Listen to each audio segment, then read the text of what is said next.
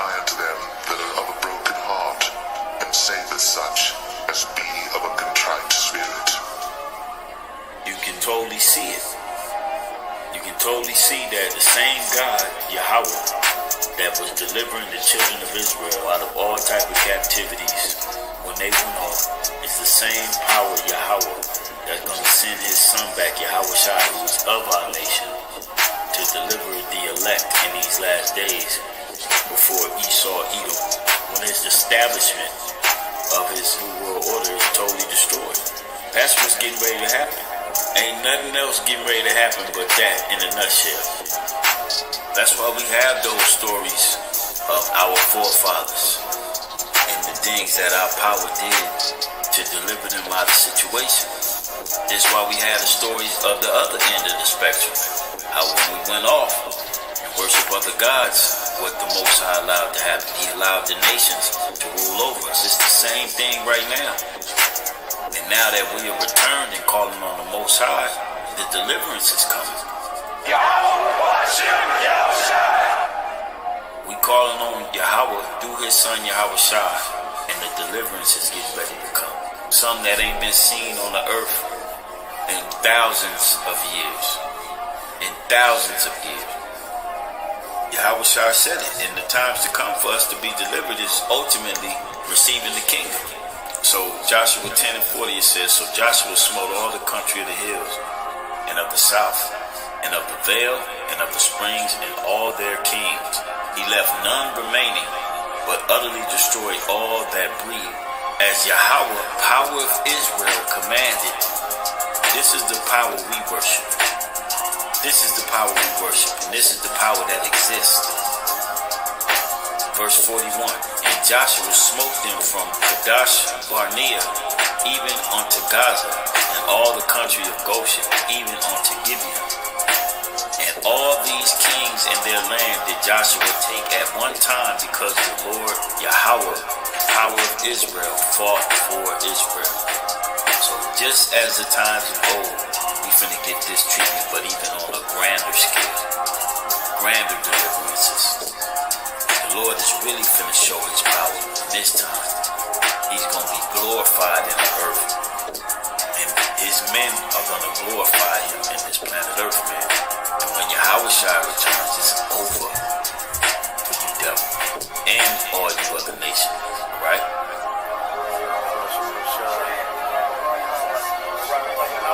Rawchaa, Yahawashi, Rawchaa, Yahawah, Rawchaa, Yahawah, Rawchaa, Yahawashi.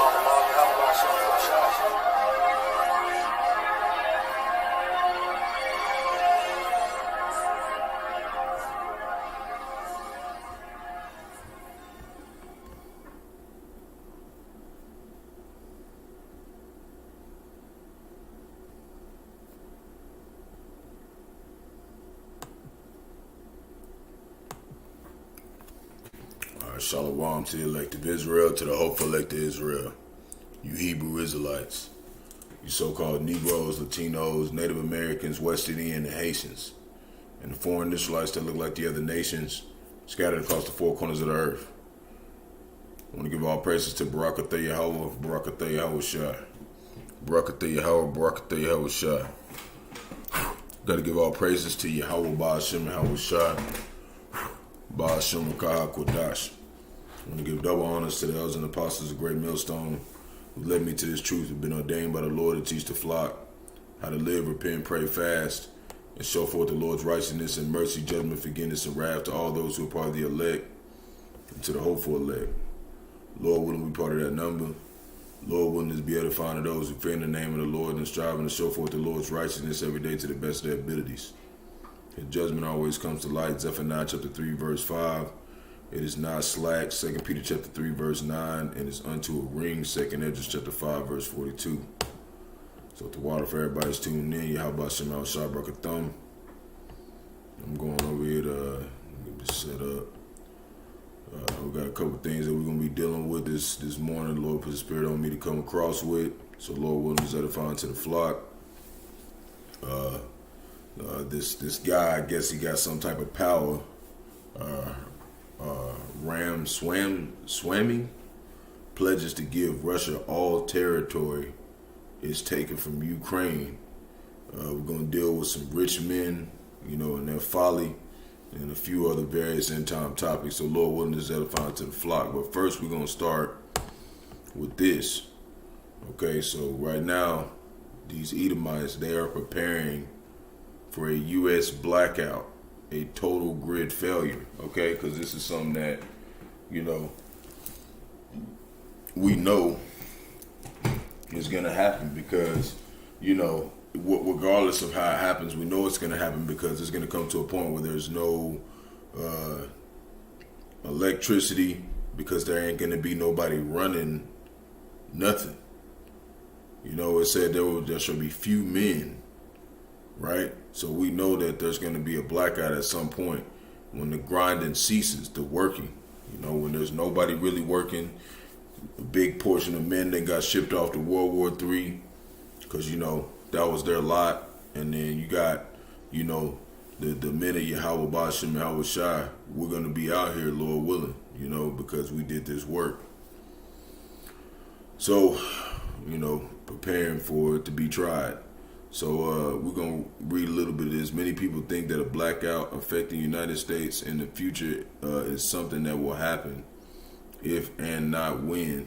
Although the phrase blackout in itself is somewhat vague, it often refers to a potential catastrophe that can fully shut down the American electricity grid. And this is some things that are going to happen, man. It doesn't say specifically in the scriptures, but it does say perilous times will come. It also says there should be no work left in Egypt. So which means what? There's not going to be any electricians keeping your lights on. There's not going to be none of that. There ain't going to be no refrigerators. There's not going to be nothing running. There's not going to be nobody getting no trash. It's going to be, you and your faith in Yahawah, Bahasham, Yahawashi is all we're going to have. It's still unknown what could cause this blackout, how big of an area it affects, how long it lasts before things return to normal, blah, blah, blah. And if it was triggered by an EMP, a solar flare, or natural calamity. So, they try to go down and try to tell you to reserve cash, but this is just retarded. Why are you reserving cash if nothing gonna fucking work? Okay? You see what I'm saying? And they try to tell you to keep water stocked and stuff, but it said 2 or 3 people would search the house with the sword. So we know that the only way that we making it through that is through Yahawah, Bahasham, Yahawashi. They're not telling you, the real way you can survive, man. They're not telling you really what you need to know. But we know that these Edomites are terrified. They're thinking of all different things that can happen to their little trash ass nation. And we don't give a fuck on this side. We want it to come. This is Ecclesiastes chapter 7 verse 4. We ready to get the fuck out of here, man. So we're gonna start right here, and I want to read this in the NLT as well. It says, the heart of the wise is in the house of mourning, right? But the house of fools is in the house of mirth, which is partying. Now I want to read this because in a different translation, because I seen elder put this up yesterday when Apostle Gabar was doing this lesson, and I never seen it in the NLT, and I thought it was a real good translation. So we're going to put it in the NLT, and it reads, a wise person thinks a lot about death. See, we think a lot about these things that are coming on the earth, man. While a fool only thinks about having a good time. Right? Verse 5, better to be criticized by a wise person than to be praised by a fool, man. See? So a lot of people, they trying to fit into this world and be in a sense of trying to fit in and have everybody like them because they want to have fun all the damn time. Like, those people are going to die. Okay?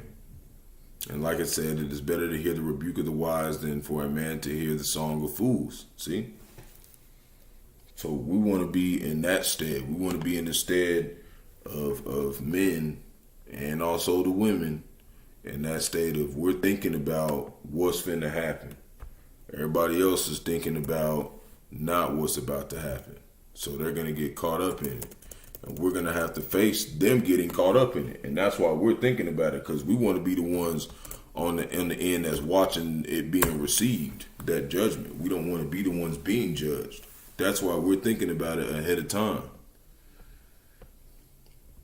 So this is Ecclesiastes chapter 8, verse 5. Whoso keepeth the commandment to the best of their abilities, because we're in grace, you can't keep them all, shall feel no evil thing, and a wise man's heart, which is his mind, discerneth both time and judgment. And we're in a time of war right now. We're in a spiritual war, and also we're in a time of a physical war approaching this whole land. Okay, so we have to be discerning and making sure we're keeping up with what is happening in the earth, because it could be one day you be the one who's in that situation, okay, that's on the news.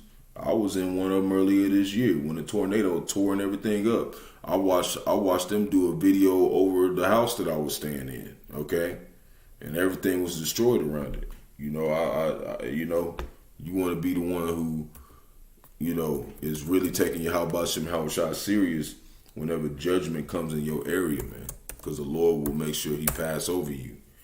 Just like he did in last time in Egypt. We want him to pass over us, you know, whenever the judgment comes around. You know, by doing what he said do. It's Proverbs chapter 1, verse 5. A wise man will hear and will increase learning. That's what we're supposed to be doing, increasing our learning. And a man of understanding shall attain to wise counsels. And what's that wise counsels? The elders and apostles of great millstone, you know, and the brothers on down. That's wise counsels. There's different brothers who talk about different things. You know, those are different administrations of the body. Verse 6, to understand a proverb, which is a dark saying or a riddle, and the interpretation, see, where it has to be of the breakdowns, the words of the wise and their dark sayings, see? And that's how we know the names of Yahawah, Yahawashi, because they were interpreted from us by our councils of great millstone, man. You know, starting with the elders and apostles, man. So this is Proverbs chapter 3, verse 7.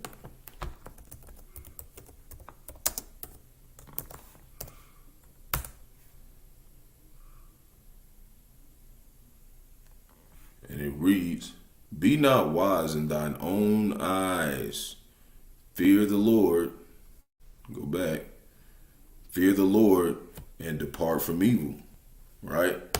That's what we're supposed to be doing. We're not supposed to be thinking ourselves as wise, because none of this truth that we got came from us. It all came from the Heavenly Father.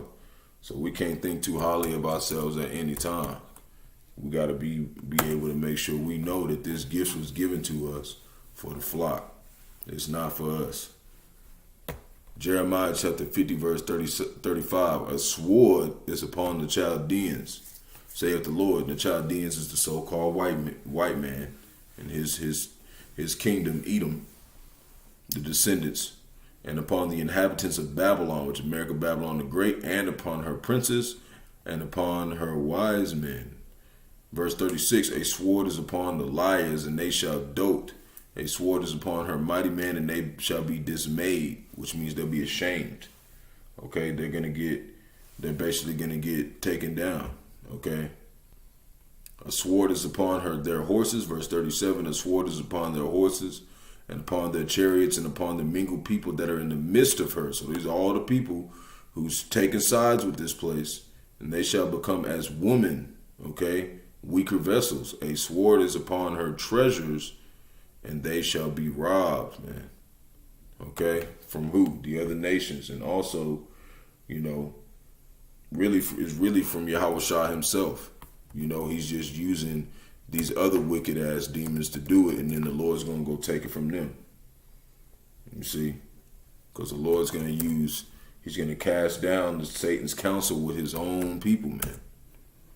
Okay, and some of them are going to be from over there, and some of them going to be from over here. We just read yesterday about they trying to come up with a whole nother system to crash the federal government. They going against each other. This is Matthew 5:18, and it reads, "For verily I say unto you, till heaven and earth pass, for one jot or one tittle shall no wise pass from the law till all be fulfilled." So nobody's getting their inheritance over here in Israel until everything comes to pass. So that's why we're praying for the Lord to speed up the time so we can have this inheritance. You know, that's what we're doing, man. We trying to get this inheritance, man. We trying to get up out of here so we can get this done. So we want to read it in the NLT. It says, "I tell you the truth, till heaven and earth disappear, not even the smallest detail of the Most High's law will disappear until the purpose is achieved." See? So there won't be a new heaven and a new earth until everything in these scriptures come to pass. That's what we're watching, and we're looking and saying, oh, that's already passed. That's already passed. That's already passed. And really what we're waiting on is that MOTB. Okay, that C hit, the grain of rice, the RFDI CIHP. You got to put in your right hand to your forehead to scan to get into stuff, to get into buy or sell. Because once that happens, then it's going to be a real serious time, man. All the rest of the prophecies are going to go fast. And we're going to know that we're real close to everything being fulfilled. So this is, this guy, Dick Van Dyke, 97 years old. He blew through $50 million fortune. He said he'd rather share it while he's alive, right? So he's talking about basically, he just, he wanted to give it to his friends and family and whatnot. But it talks in the scriptures about these rich men who do stuff like this, okay? So I just had a few precepts I wanted to go over this. This is Psalms chapter 49, verse 10.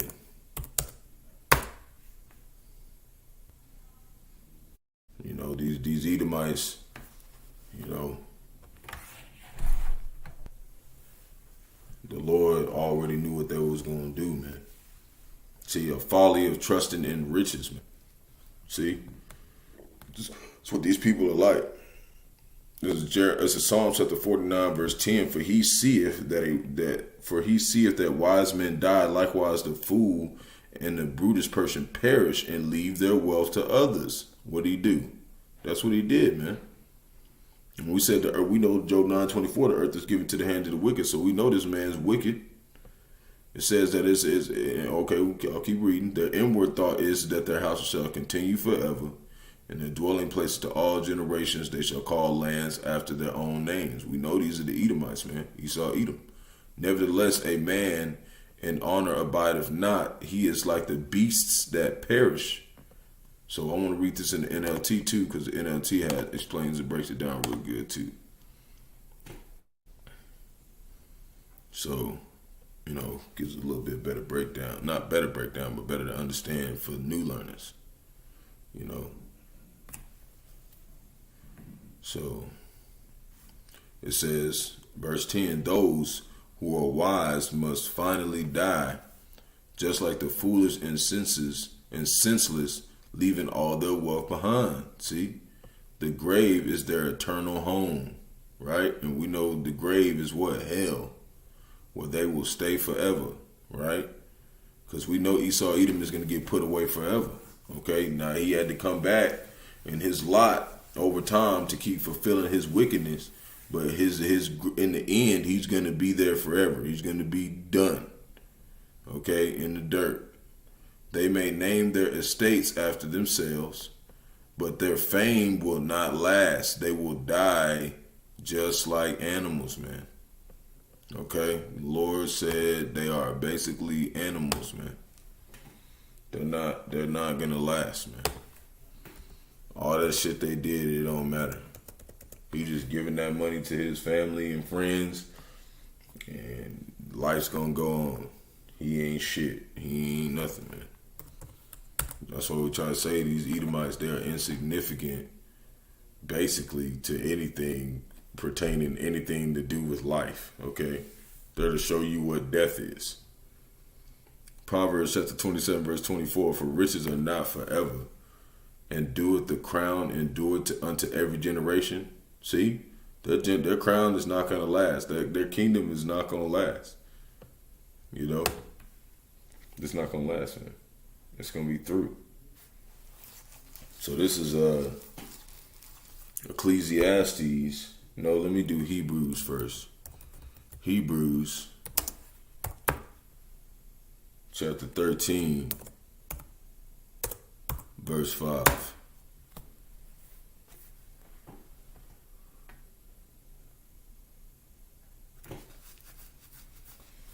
And it reads, let your conversation be without covetousness, which means what? Making money off the truth, right? Hold on. Yep. Covetousness. And be content with such things ye have, for he have said, I will never leave thee nor forsake thee. What is content?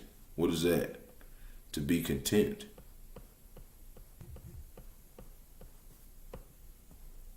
Let me see. Yeah. Let's see what it says.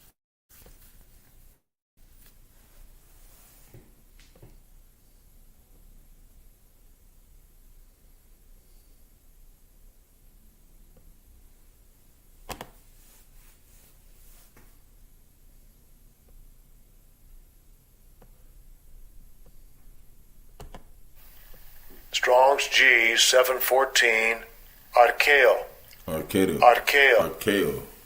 Just to be possessed of unfailing strength, to be strong, to suffice, to be enough, to defend, ward off, to be satisfied, to be contended. And what's pretty edifying to me is that when you look in Revelation chapter 13, verse 2, and it talks about the bear, which is Russia, this says is basically just about the same thing. Okay, to ward off, suffice. Okay, be content, be enough. You know, so just be whatever you got. Just know that those are the daily benefits the Lord wanted you to have, and just use them properly. You know, because He's giving you a certain amount of wealth and riches or whatever, or resources. Okay, so your faith will not be hindered with. Okay, because you get too much money. You're a person who's, you know, have a spirit that maybe can't handle having too much money. It'll choke the word. Okay, you'll become unfruitful. So that's why He only gives us a certain amount, because He knows what riches have done to people, man. It destroy you. So this is 1 Timothy chapter 6, verse 6.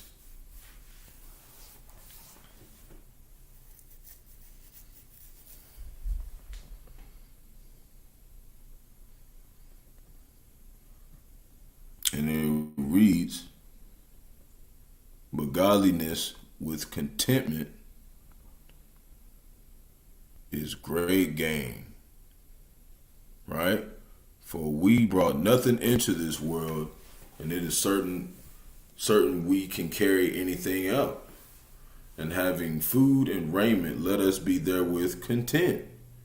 But they that will be rich fall into temptation and a snare, and into many foolish, hurtful lusts. See, that's why a lot of these women out here that's got a lot of money and freedom, they're fucked off in the head, man, and they can't find a good man to serve, you know, because they're too much into that temptation of believing that they don't need a man, stuff like that, right? So hurtful lust, which drown men in destruction and perdition. See, so when you going through these things, like, damn, I ain't got enough bread. Damn, I gotta ride my bike all the way. Like, I ride my bike 20 miles a day, okay, to go to the plantation and back. Sometimes I'll be, damn, man, this shit hard. But it's like, better this than be one of these people, man. We're not going into destruction because we understand that the Lord is saving us doing this. Verse 10, for the love of money is the root of all evil. Not money. Money ain't evil, but the love of it. And if you get a lot of it, you'll tend to, you might be one of these people who start falling in love with it because all the things you can do with it.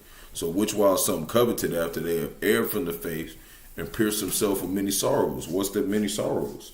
That's a C hit, man. That's the mark of the beast. They pierced themselves with that thing so they could keep using money, man. So that's why the Lord has us separate from money. So when it's time to finally go through that test, you like, shit, I ain't had that much money anyways. Why would I want to hold on to it? You know, because Esau Edom, he's going to come with incentives. He's going to come with stuff trying to be like, oh, you get $1 million, you take the seed here. Well, I'll give you this. Okay, because ultimately they're trying to keep you from being saved, man. They know that money going to get burned up anyways. You know, and the only way, you know, the way I look at it is the only way the Lord, the devil, he feels like he, you know, could get back at the Lord, you know, is through us, okay? Because he loves us. So he wants us to go off so he can kind of, you know, show like, see, like the Lord, that they ain't your people, man. You see? But the elect they're gonna obey the Lord, man. So we hope to be a part of that number. Mark chapter 4, verse 19. Let's start at 18. And these, let's do 17. Actually, yeah.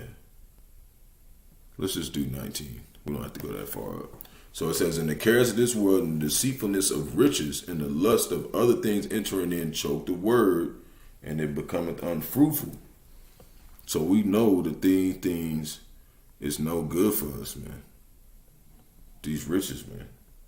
They're not going to help us. You know, so we don't need it, man.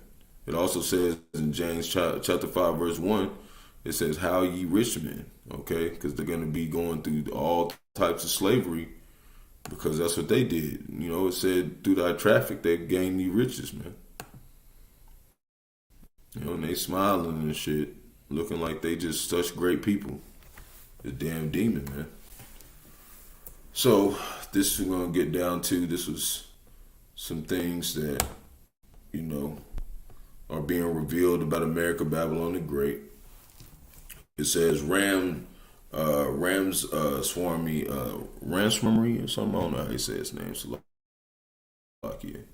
It says pledges to give Russia all territory is taken from Ukraine and claims U.S. bombed the Nord Stream pipelines.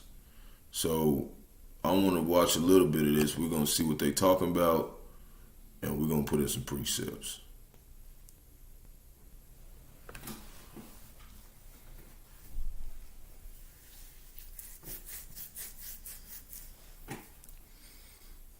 Bear with me. So we heard Trump's concept of stopping the war in Ukraine. He says it's over in 24 hours. How would Vivek Ramaswamy, the president, stop the war in Ukraine? Very clear vision. I would do a deal that Putin would say yes to, but that actually advances American interests so that the United States wins. Here's what I would do. I would freeze the current lines of control. I would further make a hard commitment that NATO will not admit Ukraine to NATO. That's enough to get Putin to do the deal. But I will require something even greater in return, Jesse. Russia has to exit its military alliance with China. Right now, we're pushing Russia further into China's hands. The Russia-China military alliance is the single greatest threat that the United States faces today. And so just as Nixon did it in 1972, I'll do it in reverse. Pull Russia apart from China. And by the way, get Russia to also remove its military presence in the Western Hemisphere. Get out of the Western Hemisphere. So reopen economic relations with Russia. That's how we do it. President Ramaswamy flies to Moscow. He sits down across the table from Vlad, and he says, you're going to give up your alliance with China, and Vlad's going to say, okay. He's going to say okay because I'm going to say we'll reopen our economic relations with Russia. Okay. And further, we'll end the Ukraine war and also make sure that NATO never admits Ukraine. Even though the economic relations with China is much more valuable to Russia?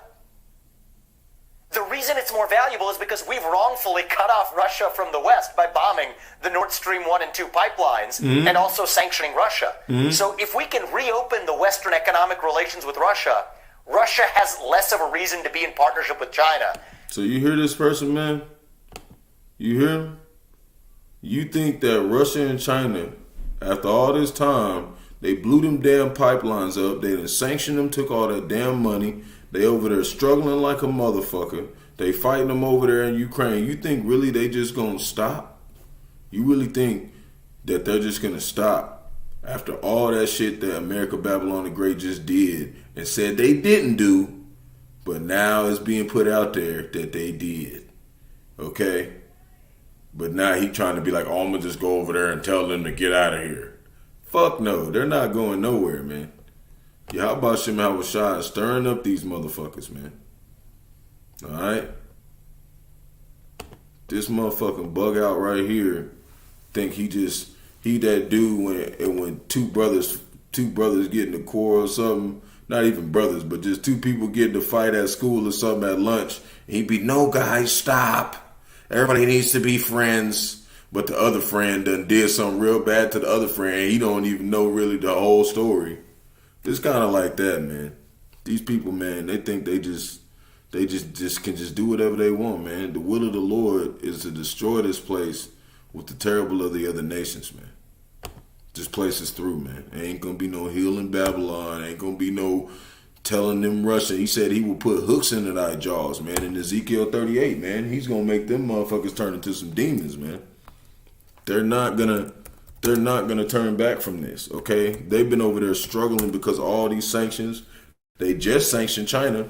You think they're not gonna team up?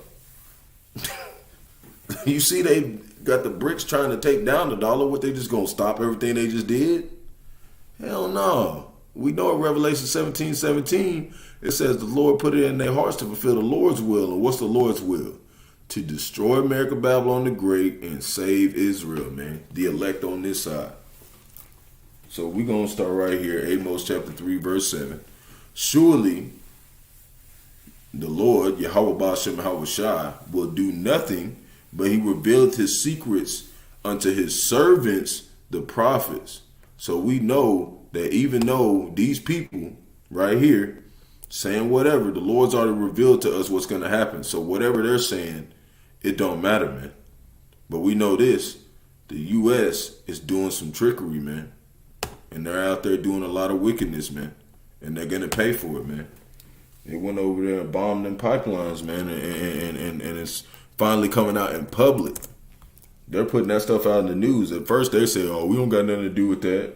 But now it's being told. It's being told to you. Because they know now, like, it's like, damn, you know.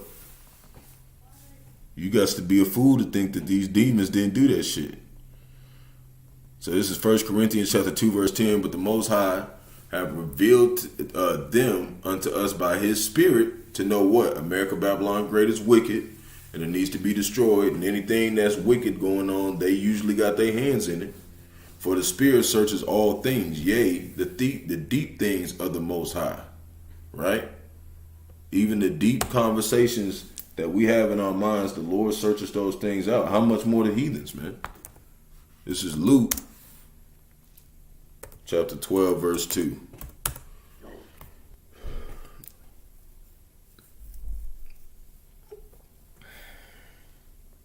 And it reads, for there is nothing covered that shall not be revealed, neither hid that shall not be known. All this stuff is going to be put out there, man. Everything is, being revealed. What these demons is like, man. This is Romans chapter 1, verse 17.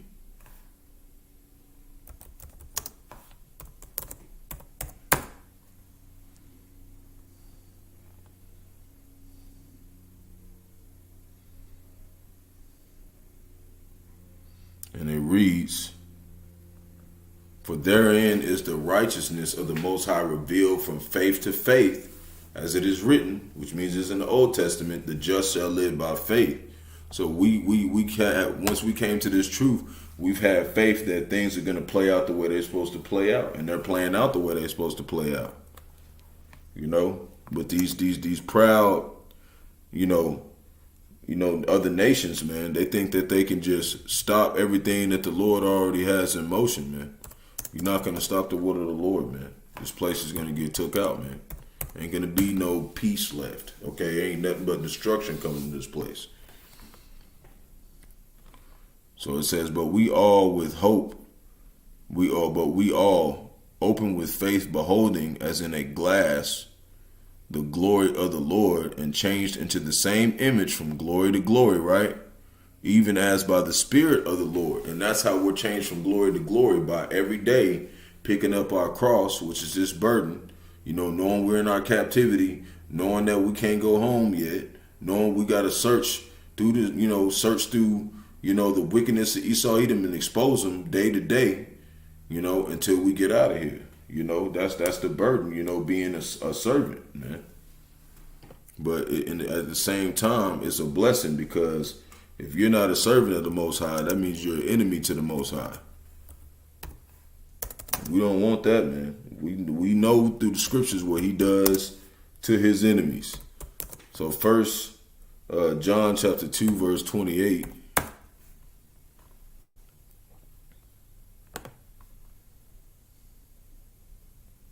And shalom to everybody coming on the comment board who tuning in. Yahawah, Barak, Atham.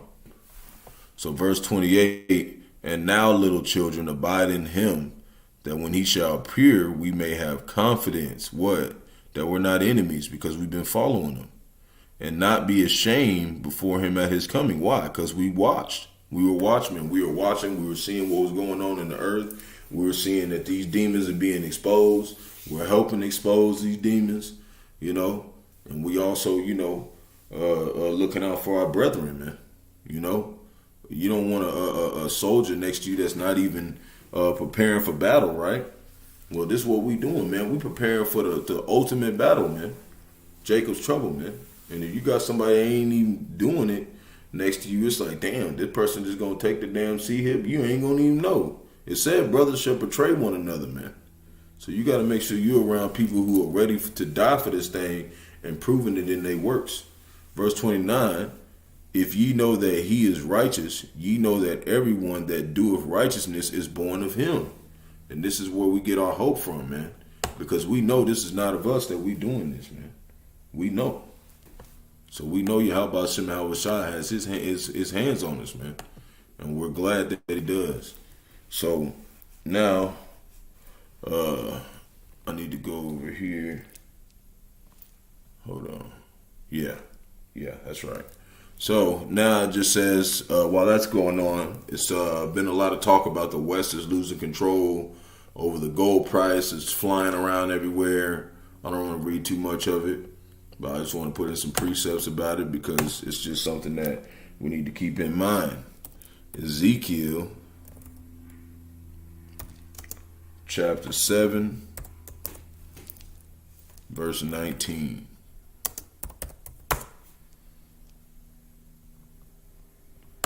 Okay, and this is like just something to show what gold's going to come to, because the real currency is this truth, man. That's the real gold, man. The real gold. And those men, okay, those 144,000 leg men, man, is the real gold, man. He said, I will make a man more precious than fine gold, man. So Ezekiel chapter 7, verse 19, they shall cast their silvers in the streets and their gold shall be removed. Why? Because it's not going to have no worth in that day. The silver and their gold shall not be able to deliver them in the day of the wrath of the Lord. They shall not satisfy their souls, and neither fill their bowels, because it's a stumbling block of their iniquity. See? This is Proverbs chapter 18, or chapter 8, verse 19. And it reads, my fruit, which is what? The doctrine, is better than gold, yea, than fine gold, and my revenue than choice silver. So that's why we want to be storing up this treasure, this oil, okay? Because when it talked about in Matthew chapter 25, it talked about how there was 5 wise wives and 5 foolish ones, man. And the 5 wise wives were doing what? They were storing up this oil. They were studying. They were getting the knowledge down. They would get building their faith, because doing these lessons and learning things about Yahawashi, especially going into these articles and dealing with the times, it helps you have faith that our salvation is near. If we of the elect, Lord, when we part of that number. But even if you 2/3 and don't even know what's going on, the good thing about it is that they're going to get saved too. But they got to get saved on the other side. You see, they're not going to get saved on this side. But they still going to be in the kingdom. So even though they went all the way off and never came back, the Lord's still gonna come get them, man. And that's why we're looking forward to this time, because all of Israel is gonna be in their right mind again. So James chapter 5 verse 3, your gold and silver is cankered, and the rust of them shall be a witness against you, and shall eat your flesh as it were fire. Ye have heaped treasure together for the last days, man. We know this. Do we know this is going to be through, man? Now I got one more precept on this. I quoted it earlier, so I want to get it. Ezekiel chapter 28 verse 5. And it reads, by thy great wisdom and by thy traffic, through what? Through slavery, thou hast increased thy riches, and thine heart is lifted up because of thy riches. Who did that? We know that's Esau, even the so-called white man. They the ones who took everybody into slavery, man. So, that's in Israel. The so-called Negroes, Latinos, Native American, West Indian, Haitians. They got us all in slavery to this day. So I got one more article, I got a couple precepts, and then I'm done. So, right here.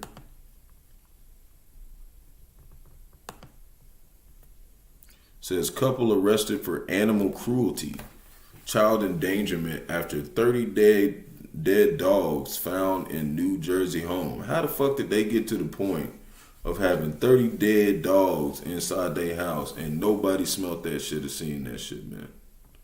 I have no idea, man. And all they got charged with was child endangerment and animal cruelty. We talking about 30 dead dogs, man. And they said it means 100 dogs that died there, man. Okay, that these people had to be some Edomites, man. Because it says they're not in trouble like other men. How you just gonna get that? You had to get, she got a way worse punishment than that, man. But that's just, shows you how wicked America Babylon the Great is, man. You could be going down the street to the store, and next door neighbor got 100 dead dogs in their house, man. Proverbs. And this to show you that these people wicked, man. Proverbs chapter 10 or 12 verse 10. Okay. And it reads, a righteous man regardeth the life of his beast, but the tender mercies of the wicked are cruel. See? That's cruel what they was doing, man. Okay?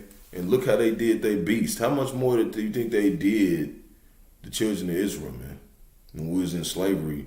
We got bring over here. How much bad do you think they really did when it comes to the Native Americans? Okay, that's why they called them the Redskins, because they were scalping them, man. These demons is some demons, man. All right, you can't trust these demons, man. Okay, these is the same people that's back that did that stuff, man, and they gotta pay. That's why can't none of them make it through, man. Them, they seed, nothing. They all gotta perish, man.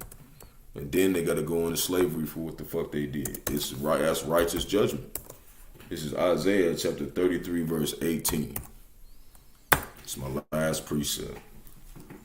I'm going to read the 20. Now I want to put it in the NLT.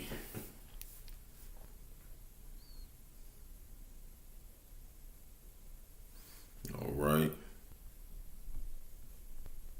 Shalom. So this is Isaiah chapter 33, verse 18. It says, thine heart shall meditate terror. So for these things that they done to our people, and just things they done in general wickedly, when we get to the kingdom and they in that slavery, Lord willing, we part of that number. They get to be there, first off, when they go into slavery, we're gonna be meditating terror on these motherfuckers. It says, where is the scribe? Where is the receiver? Where is he that counted the towers? Thou shalt not see a fierce people, a people of deeper speech than thou canst perceive, a stammering tongue that thou cannot understand. Look upon Zion, which is Israel, the city of our solemnites. Thine eyes shall see Jerusalem a quiet habitation, a tabernacle that shall not be taken down, not one of the stakes thereof shall never be removed, neither shall any of the cords thereof be broken. See, and that's where we headed, man. That's what that's what our hope is.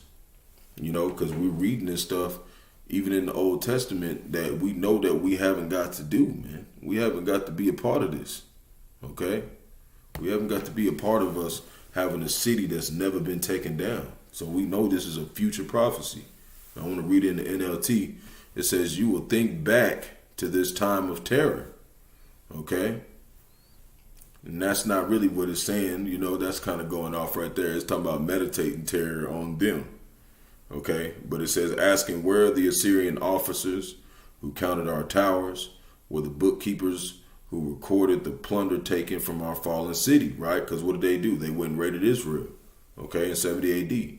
You will no longer see these fierce, violent people with their strange, unknown language. Instead, you will see Zion, which is Israel, as a place of holy festivals. We damn near haven't got to do that because we've been scattered. You will see Jerusalem, right? We'll be in the actual city. A city quiet and secure. It will be like a tent whose ropes are taut and whose stakes are firmly fixed. So that's what we coming to. We coming to that time, you know, and we getting out of this time where there's a person right down the street with 100 dead dogs in their house with 2 kids. Okay, that's ridiculous. Okay, the Lord needs to jack this place up. Tired of this shit, man. But we're gonna keep enduring until Jacob's trouble, and then we're going to endure through Jacob's trouble, Lord willing, and then we can get up out of here. So shalom to the elect of Israel, to the hopeful elect of Israel, you Hebrew Israelites, you so-called Negroes, Latinos, Native Americans, West Indian Haitians, and the foreign Israelites that look like the other nations, scattered across the 4 corners of the earth. I want to give all praise to Barak, Yahawah, Barak, Yahawashi. Barak, Yahawah, Barak, Yahawashi. Got to give all praises to Yahawah, Bahasham, Yahawashi, Bahasham, Qadash. I want to give double honors to the elders and apostles, the great millstone led me to this truth. Been ordained by the Lord to teach the flock how to live, repent, pray, fast, and show forth the Lord's righteousness and mercy, judgment, forgiveness, and wrath to all those who are part of the elect and to the hopeful elect. Lord, wouldn't we part of that number? Lord, wouldn't this be edifying to those who fear in the name of the Lord and is striving to show forth the Lord's righteousness every day to the best of their abilities? His judgment always comes to light. Zephaniah chapter 3, verse 5. It's not slack. 2 Peter chapter 3, verse 9 is unto a ring. 2 Peter chapter 5, verse 42. The water, everybody that's tuning in, Yahawashi, Barak, Atham. Lord willing, be able to exalt the name of Yahawashi yet another day. Shalom.